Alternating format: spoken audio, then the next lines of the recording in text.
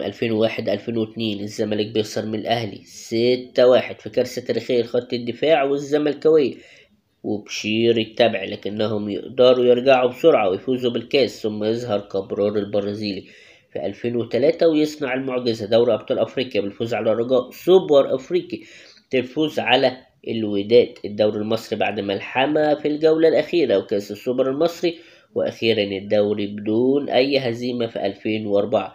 جيل كامل جمع بين المتعة والبطولات، بين الفن والدموع، وكان شعاره الزمالك قادم، وده ما كانش هزار، كان شعار الرجولة وشعار لحب نادي الزمالك. لكن مع نهاية سنة 2004 بدأت الخلافات ويمشي كبرار بعد ما كتب اسمه بحروف من ذهب. رغم الخروج من الكاس وأفريقيا، الجيل ده فضل علامة في تاريخ الكورة المصرية. لو حضرت الجيل ده أكيد فاكر أيام ما الزمالك كان مدرسة الفن والهندسة وبجد. أخويا الزملكاوي، الفيديو كامل في التعليقات والوصف، روح اتفرج عليه.